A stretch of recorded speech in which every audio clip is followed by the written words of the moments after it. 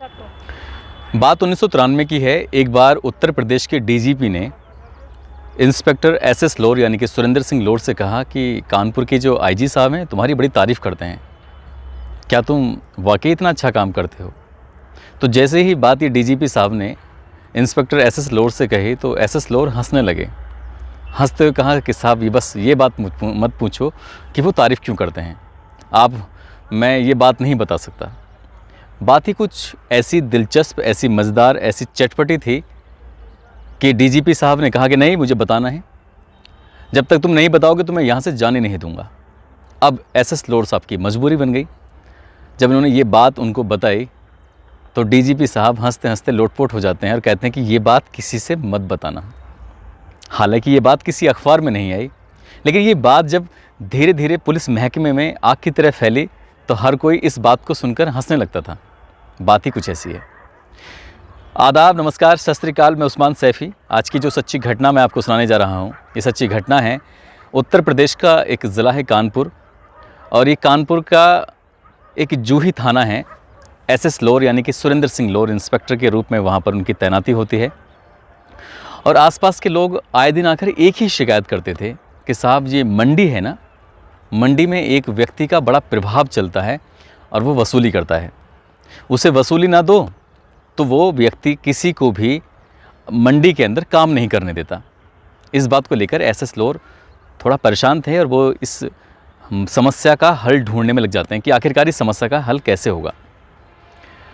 एक दिन वो एक ऐसा वेश बदलते हैं, कुर्ता पहनते हैं, नीचे धोती पहनते हैं, सिर पर टोपी लगाते हैं, गले में एक ताबीज़ बांध लेते हैं और अपने कुछ पुलिस वालों से कहते हैं कि तुम्हें सादा वर्दी में मेरे आसपास रहना है, इर्द गिर्द रहना है, यानी कि दूर नहीं रहना है।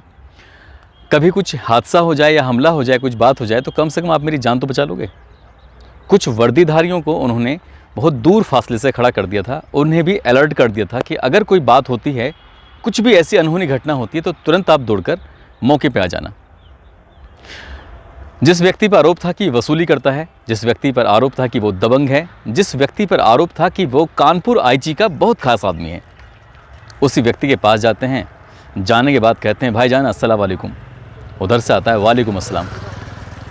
एसएस लोर अपना वेश बदल के, यानी कि अब इंस्पेक्टर के वेश में नहीं थे बल्कि एक मुस्लिम और एक किसान के वेश में थे।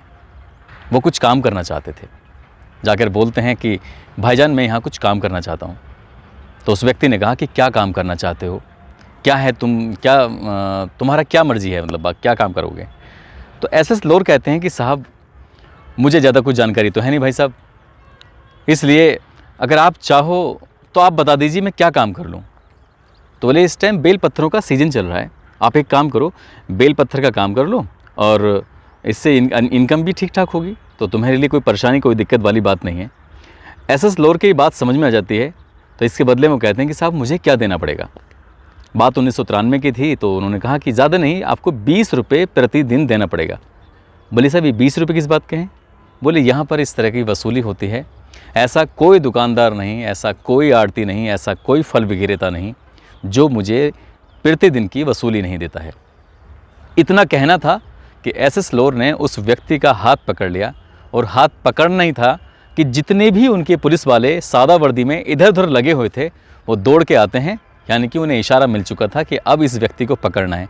जैसे ही टीम सादा वर्दी वाली आती है तो सादा वर्दी वाली टीम को दौड़ते हुए देखते हुए वर्दी वाली टीम भी मौके पर आ जाती है। अब इतना करना था कि उस आदमी के हाथ में हथकड़ी डालते हैं और उस भरी मंडी से उसको अपने साथ पैदल लेके चलते हैं। वो व्यक्ति बड़ा दबंग प्रवृत्ति का था, वो व्यक्ति बहुत ही ताकतवर आदमी था। यही कारण तो था कि वो अकेला आदमी मंडी में सबसे कुछ ना कुछ वसूली करता था। और ये बताया जाता है कि एशिया की सबसे बड़ी मंडी ये कानपुर की हुआ करती थी। अब है कि नहीं है ये पता नहीं, लेकिन उन दिनों इसका यही नाम था कि एशिया की सबसे बड़ी मंडी कोई है तो वो कानपुर की मंडी है। हाथ में हथकड़ी पड़ी हुई है, उसको पैदल ही जूही थाने की तरफ ले जाते हैं। इससे पहले कि वो थाने पहुँचते आईजी साहब का फ़ोन पहुँच जाता है। अरे लोर साहब आप किसको पकड़ के लेके आए हैं, आपको पता है। कहा साहब बिल्कुल पता है, किसको लेके आया हूँ। अरे ये बहुत हमारे ख़ास आदमी हैं भाई, इनको छोड़ दीजिए। तो लोर साहब कहते हैं कि साहब आपके ख़ास आदमी हैं, लेकिन ये तो सार्वजनिक तौर पर वहाँ खुले मंच पर बहुत सारे लोगों के सामने कह रहे थे कि मैं आईजी साहब का बहुत ख़ास आदमी हूँ और आईजी साहब की अभी जो बेटी की शादी हुई थी तो उसमें मैंने फल और सब्जी वगैरह ये बहुत सारे सामान भिजवाए थे। आईजी साहब कहते हैं अच्छा इसने ये काम किया है, ठीक है, इसको आप गिरफ्तार तो करके ले आए हैं, इसके खिलाफ मुकदमा दर्ज करो, इसको जेल भेज दो। ऐसा ही होता है। आईजी साहब को हालांकि पता था कि इंस्पेक्टर लोर ने एक चाल चली थी और उस चाल में वो कामयाब हो जाते हैं और आईजी साहब का जो व्यक्ति है, वो आदमी है, वो कहीं ना कहीं फंस जाता है और उसको जेल जाना पड़ता है। इस बात की चर्चा फिर पूरे कानपुर में फैल जाती है कि जो व्यक्ति सालों साल से लोगों से वसूली कर रहा था, इसमें ना कोई मुसलमान या हिंदू, सभी धर्मों के लोग थे, आड़ती हो चाहे फल विक्रेता हो, कोई भी हो, सभी ने बड़ी राहत की सांस ली और सभी लोग एसएस लोर के दीवाने हो जाते हैं कि वाह, एसएस लोर साहब ने क्या काम किया है। अभी एसएस लोर साहब इसी बात की तारीफ़ें सुन रहे थे कि एक बहुत बड़ा कांड हो जाता है। कांड क्या था? एक कानपुर का बहुत ही मशहूर होटल, और उस मशहूर होटल में लूट हो जाती है। ये इस बात की तहरीर जब जूही थाने में पहुंचती है कि साहब हमारे लाखों रुपए की जेवरात, हमारे लाखों रुपए का सामान, हमारे लाखों रुपए एक लूट हो गई है इसकी, आप इसका पता कर दीजिए। तो एसएस लोर साहब कहते हैं कि आप इसकी तहरीर दे दीजिए। तो तहरीर देने में उन व्यक्ति को, यानी कि होटल के मालिक को 3 दिन का समय लग जाता है, ये सोचने में या कुछ भी। या हो सकता है कि वो अपनी बदनामी के डर से कोई तहरीर देना नहीं चाह रहे थे, मगर इसी बात को लेकर कई बार थाने में बहस हो जाती है। वो होटल का मालिक और एसएस लोर कई बार आपस में जद्दोजहद शुरू हो जाती है। जब यहाँ से कोई रास्ता नहीं निकलता, जब 3 दिन बीत जाते हैं, तो आखिरकार मजबूरी में उन्हें एक तहरीर लिख के देनी पड़ती है और जूही थाने में ये मुकदमा दर्ज कर लिया जाता है। इस मामले की जांच पड़ताल एसएस लोर यानी कि सुरेंद्र सिंह लोर जब करने लगते हैं तो पता चलता है कि कोई लूट नहीं हुई थी, बल्कि इसी घर में एक काम करने वाला, उनका नौकर, सारा सामान बांध के यहाँ से भाग जाता है। अब वो कहाँ का रहने वाला है, कहाँ का नहीं रहने वाला है, ये पुलिस के लिए चिंता का विषय बन गया था। पर ये सच था कि उसने लाखों रुपए की ज्वेलरी और लाखों रुपए नकदी पर हाथ साफ कर दिया था। बात दिन गुजरने लगते हैं और धीरे धीरे लोगों का प्रेशर, लोगों का दबाव बढ़ने लगता है कि इतनी बड़ी चोरी हुई है, पुलिस कोई काम नहीं कर रही है। तो ये इस होटल मालिक की जो वाइफ है, पत्नी है, वो बहुत सुंदर थी। उसकी सुंदरता की चर्चाएं शहर में, आसपास के इलाके में ज़्यादातर थी। लेकिन कुछ दिन के बाद, यानी कि जब 8-10 दिन से ज़्यादा का समय बीत जाता है, तो आईजी साहब का फिर से फ़ोन आता है कि सुरेंद्र सिंह लोर, आपको जल्दी से जल्दी थाने आना है, ऑफिस में आना है। अगर आप ऑफिस में जल्दी से आइए, जिस भी हालत में, जहाँ भी हैं, बस मुझे कुछ भी नहीं सुनना, आप ऑफिस आइए। आईजी साहब का आदेश था, इंस्पेक्टर को मानना पड़ा। इंस्पेक्टर अपनी गाड़ी के साथ दौड़ते हुए पहुंच जाते हैं और पहुंच के जब जाकर देखते हैं अंदर का दृश्य है, तो आईजी साहब बैठे हुए हैं, उनके सामने एक बहुत ही सुंदर खूबसूरत सी महिला बैठी हुई है। और वो महिला कोई और नहीं थी, वही होटल मालिक की बीवी थी, पत्नी थी, और वही महिला जिसने क्या अभी कुछ दिन पहले तहरीर दी थी। तो इंस्पेक्टर साहब को समझने में ज़्यादा देर नहीं लगती कि ये ज़रूर कोई शिकायत करने के लिए आई है। अब आईजी साहब ने इनको इतना डांटना शुरू कर दिया, डपटना शुरू कर दिया कि लोर साहब, तुम्हें काम करना तो आता नहीं है, इसलिए काम करना तो करिए, नहीं तो मैं आपका ट्रांसफ़र यहाँ से करवा दूंगा। मुझे ये हर हाल में चोरी का खुलासा चाहिए, और जो भी इसका नौकर है वो कहाँ है, मुझे इस बात से कोई मतलब नहीं है, हर हाल में वो व्यक्ति मुझे चाहिए तो चाहिए। जब आईजी साहब का दबाव था, जाहिर सी बात है इंस्पेक्टर साहब को अपने कार्यप्रणाली में थोड़ी तेज़ी लानी पड़ी और उन्होंने जाल बिछाना शुरू कर दिया। 2-4 दिन लगते हैं, आखिरकार वो नौकर पुलिस के हत्थे चढ़ जाता है। जब उससे पूछा जाता है, पड़ताल की जाती है, तो वाकई उसके पास लाखों रुपए की नकदी और लाखों रुपए के जेवरात मिल जाते हैं। और जब उसे सख्ती से पूछा जाता है कि आखिरकार तुमने चोरी क्यों की, तो इसी बात के जब इंस्पेक्टर साहब सुनते हैं तो उनके भी रोंगटे खड़े हो जाते हैं। वो सोचने पर मजबूर हो जाते हैं कि आखिरकार इसने जो किया है, ये सही किया है या गलत किया है। वो खुद भी फैसला लेने पर समझ नहीं पा रहे थे, असमंजस की स्थिति में वो पहुँच जाते हैं। उसे पूछा जाता है कि बताइए आपने चोरी क्यों की, तो कहता है साहब मैं क्या करता, होटल मालिक की बीवी है, मुझे रात को रोज़ परेशान करती थी।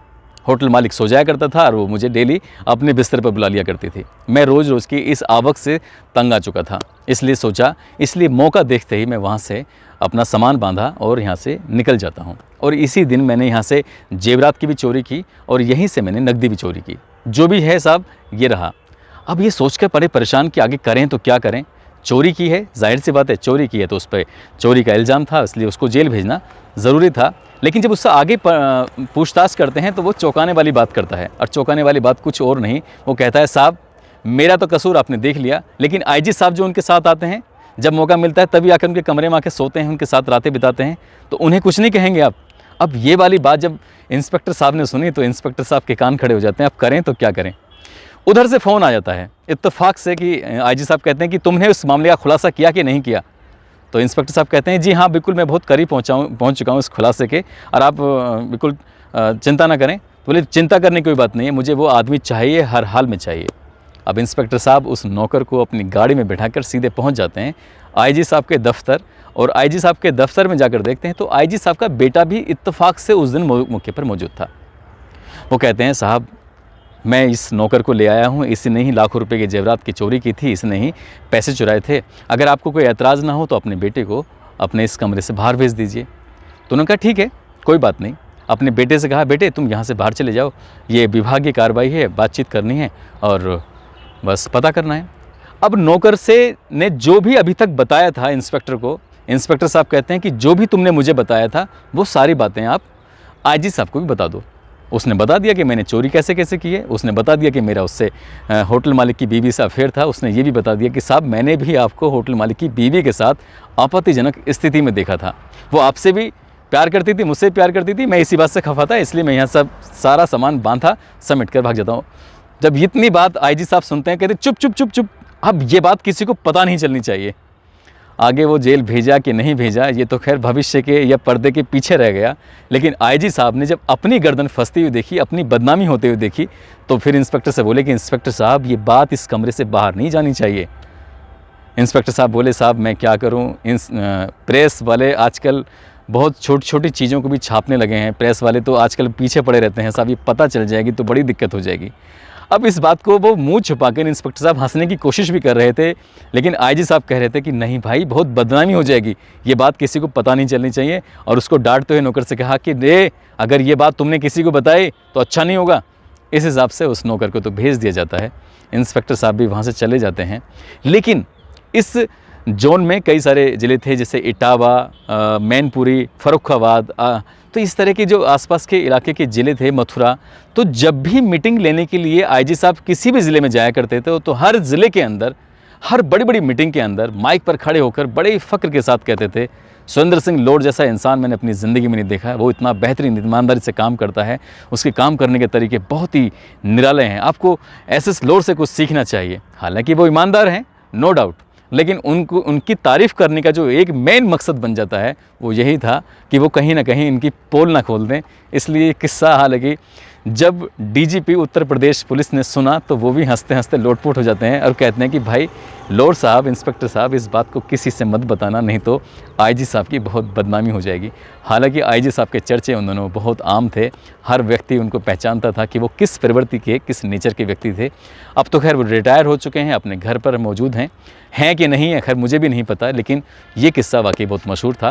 दोस्तों इस किस्से को सुनाने का, इस कहानी को सुनाने का उद्देश्य किसी को परेशान करना नहीं है, किसी का दिल दुखाना नहीं है, बल्कि आपको जागरूक करना है, आपको सचेत करना है। आप जहाँ भी रहें अपना ख्याल रखें, सुरक्षित रहें। जय हिंद, जय भारत।